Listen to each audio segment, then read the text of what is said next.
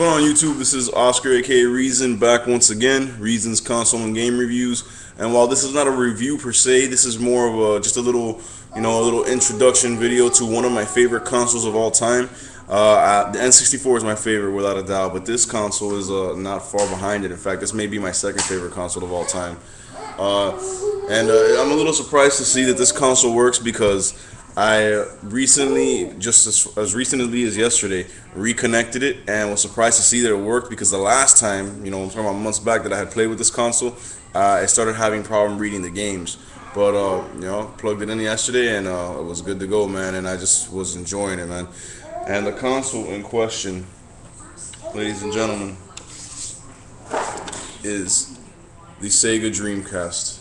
Okay, this was Sega's last hardware attempt, their last actual game system that they made, commercially, and it was, even though it was only around for I think about 2 years, before it got taken out by the PS2 and the GameCube and Xbox and all that. Even though it was only around for such a short time, it had such an impact on the industry. It was really ahead of its time, and I'll go through a review of the components of the system and capabilities of it in a few minutes. First of all, I just want you to look at the beautiful design, okay? I mean, compare this gorgeous design to the hulking monstrosity of a design that was the Saturn, or that was the Sega CD add-on. You add it onto the Genesis and it looked like a huge, monstrous thing. Look how compact, sleek, and beautifully designed this console is. There you got the vent on the side right here. I mean, you got two buttons. You got power and reset. I'm sorry, open. And you open it, and the games go right there on that disc tray. And it's just a beautifully designed system. It was actually, there you got 4 controller ports right off the bat for 4-player availability, just like the N64.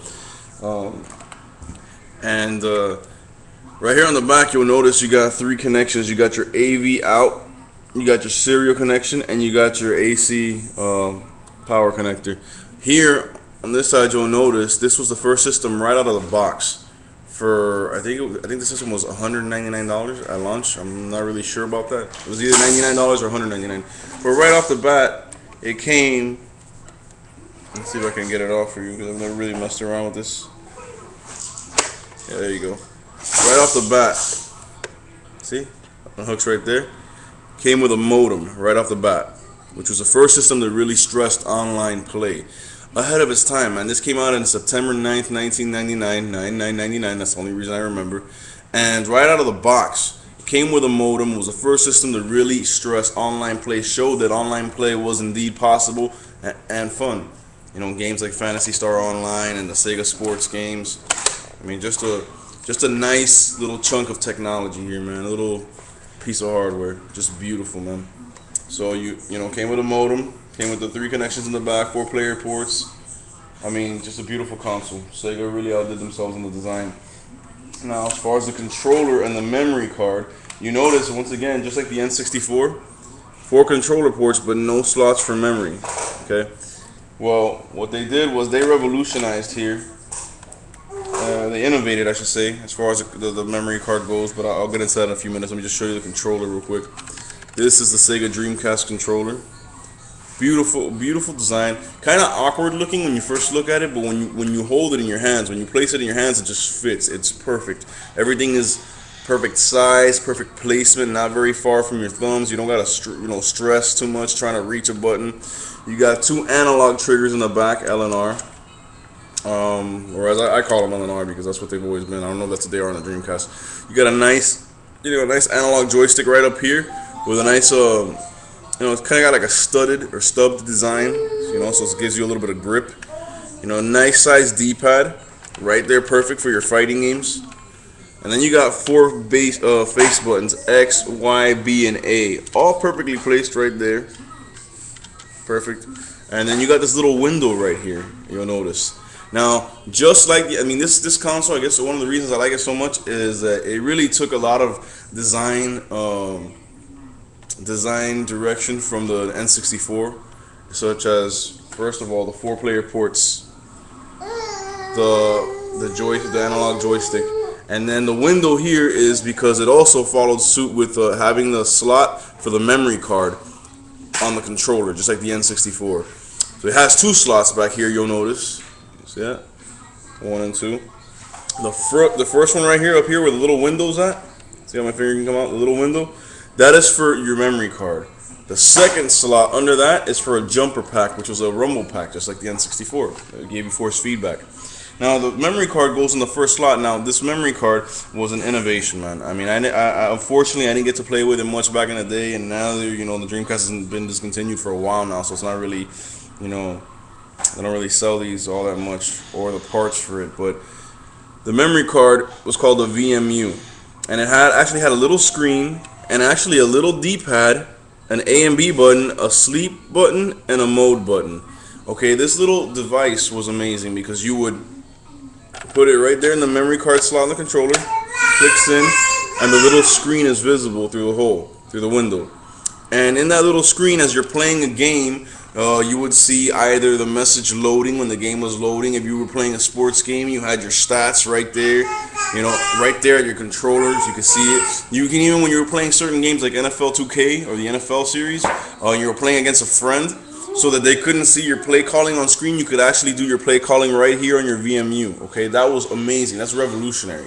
So they took a direction there from Nintendo on the N64 that allowed you to plug your memory card into your controller and have your own data here. And they took it one step further by adding you a little visual display.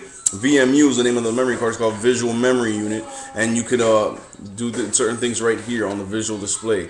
And it had little, like I showed you, a little D-pad and a couple of buttons, because you can actually download games, little mini games from your actual game discs and from online, I believe, and play them here when you're on the road or whatever. I think it runs on the little nickel batteries, little circle batteries, like a watch does. So I mean, this was a very big advancement, man. Dreamcast was amazing. Now, such as the games that I have, I think about 2.5 minutes, so let me go real quick through the games. I'll start right off the bat. We got Crazy Taxi, the original. I mean, this is an arcade gem. This launched with the system. Very smart move by Sega to launch that with the system. Here we got Mortal Kombat Gold. Don't know if you can see that. It's kind of glaring. Mortal Kombat Gold, which was a Dreamcast exclusive version of Mortal Kombat 4 with extra characters and levels. Great fighter. Here we got one of the games that caused me to buy the Dreamcast, NFL 2K. Just an amazing sports title and the beginning of 2K's domination over the Madden series.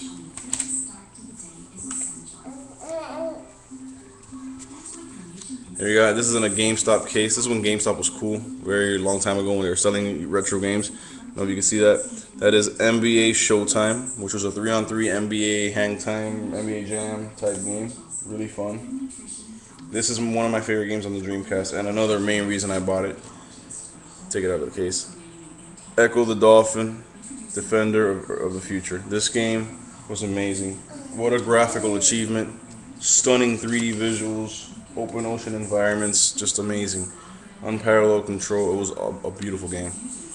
Here we got NBA 2K1. Another reason I bought the system. The sports titles were amazing on this console.